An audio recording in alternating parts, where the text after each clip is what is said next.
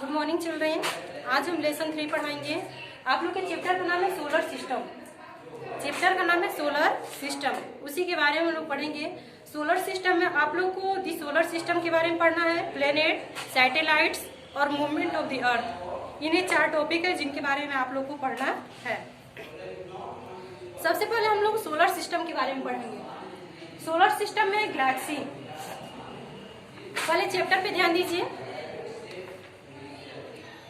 लिखा हुआ have you ever wondered looking at the star and moon in the sky.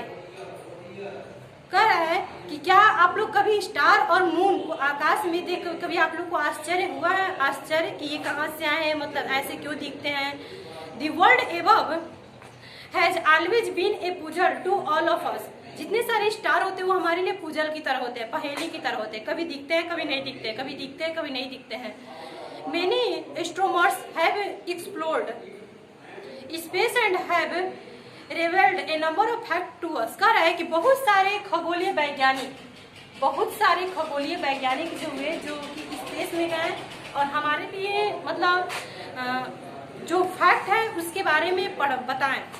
The universe include living things, planets, stars, galaxies, dust, clouds and light. कह रहा है कि जो universe है उसमें बहुत सारी चीजें आते हैं, living things, planets, star, galaxies, dust, clouds and light. इन सबको मिला के हमारा यूनिवर्स बना है। हमारे जो यूनिवर्स है वो बहुत सारी चीज़ों को मिलकर बना है, बहुत सारी चीज़ों से मिलकर बना है। जैसे लिविंग थिंग्स हो गया, प्लैनेट्स हो गए, गैलेक्सीज हो गए, स्टार हो गए, डस्ट हो गए, क्लाउड्स हो गए एंड लाइट। इन सबको मिला के हमारा यूनिवर्स बना हुआ है। The universe contains billions of galaxies।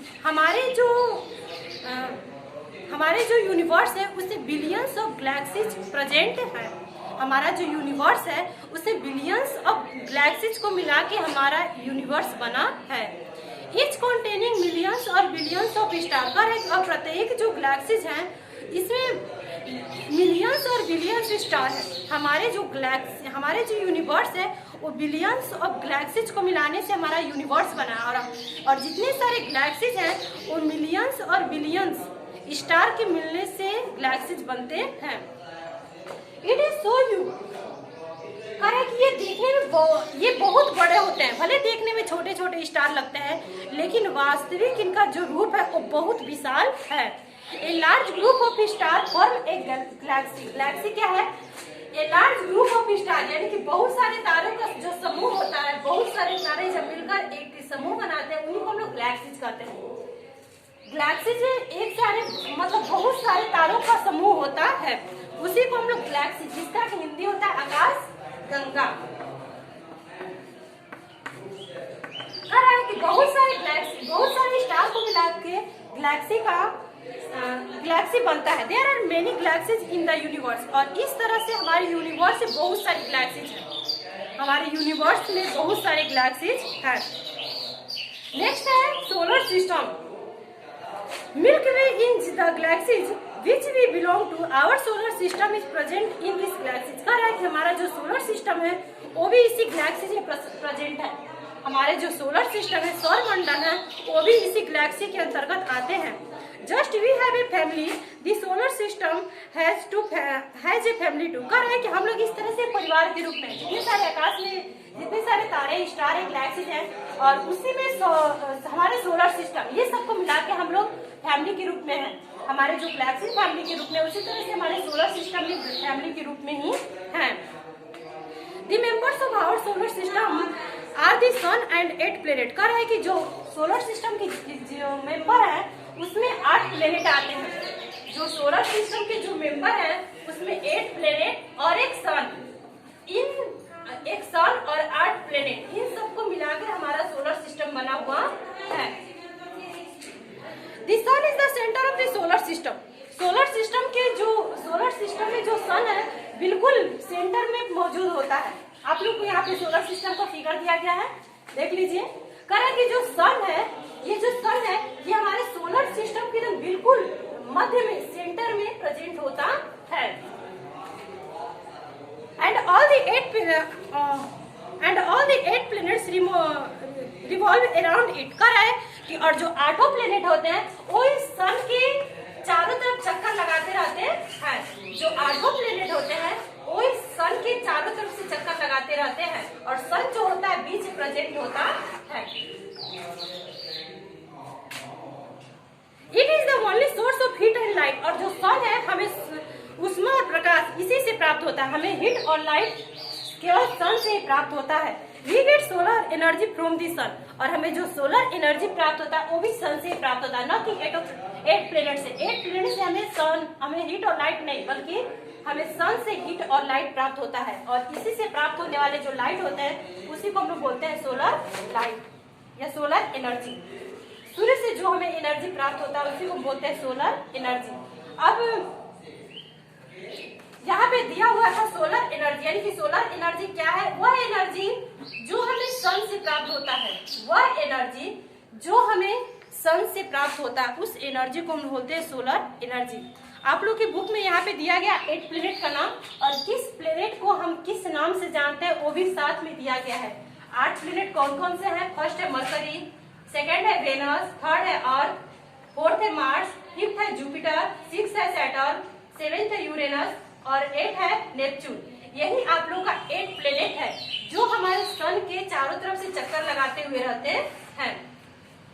कहा है जो मरकरी है ये सन के सबसे नजदीक में पाया जाता है। जो मरकरी है ये सन के सबसे नजदीक होता है, इसीलिए हम लोग इसको हॉटेस्ट प्लेनेट भी बोलते हैं, क्योंकि इसमें सूर्य का पड़ने वाला प्रकाश बहुत तेज होता है। सूर्य के प्रकाश के पड़ने से ये जो प्लेनेट होता है सूर्य के नजदीक भी, और सूर्य का प्रकाश इसी पे ज्यादा तेज पड़ता है, इसीलिए इसको हॉटेस्ट प्लेनेट भी बोलते हैं। इस पे जीवन संभव नहीं है, क्योंकि ये प्लेनेट इतना गर्म ही है, यहाँ पे कोई रह नहीं सकता है।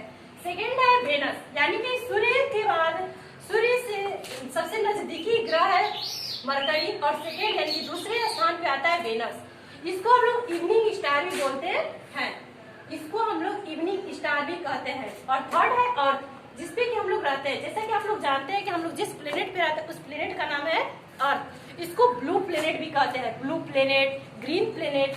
ये इसपे 3 भाग जल और 1 भाग थल है। हमारे पृथ्वी पे चौथाई भाग में 3 भाग जल और 1 भाग लैंड भूमि है। इसकी वजह से ज्यादा जल होने की वजह से, ज्यादा वाटर की मात्रा अधिक होने से ये हमें ब्लू दिखाई देती है, और ब्लू दिखाई देने से इसको हम लोग ब्लू प्लेनेट भी कहते हैं। और कभी कभी इसको हम लोग बहुत मतलब हर एक जगह पे कहीं कहीं इसको ग्रीन प्लेनेट भी लिखा गया रहता है, क्योंकि हमारी धरती पे पेड़ पौधों की मात्रा बहुत ज्यादा होती है। पेड़ पौधों की मात्रा होने से ये जो प्लेस है, जो लैंड वाला प्लेस है, वो हमें हरा दिखाई देता है। स्पेस में जाने से हमारी पृथ्वी हरी दिखाई देती है, इसीलिए इसको हम लोग ग्रीन प्लेनेट भी कहते हैं। तो इस तरह से हमारी धरती का 2 नाम है, ब्लू प्लेनेट और ग्रीन प्लेनेट। ज्यादा जल की मात्रा रहने से ये हमें स्पेस में जाने पे ब्लू दिखाई देती है, जिसकी वजह से इसे ब्लू प्लेनेट, और जो लैंड है उस पर ज्यादा पेड़ होने की वजह से ये हरी दिखाई देती है, जिससे इसको हम लोग ग्रीन प्लेनेट भी कहते हैं। फोर्थ है मार्स, जिसको हम लोग रेड प्लेनेट कहते हैं। अगर हम स्पेस में जाके देखेंगे तो मार्स जो है हमें रेड कलर का दिखाई देगा, इसीलिए हम लोग इसको रेड प्लेनेट भी कहते हैं। फिफ्थ है जुपिटर। जुपिटर जो है हमारे सोलर सिस्टम में जितने सारे प्लेनेट हैं, 8 प्लेनेट, उसमें जो जुपिटर है सबसे बड़ा है। सबसे बड़ा प्लेनेट कौन है? जुपिटर, इसीलिए हम लोग इसको बिगेस्ट प्लेनेट के नाम से जानते हैं।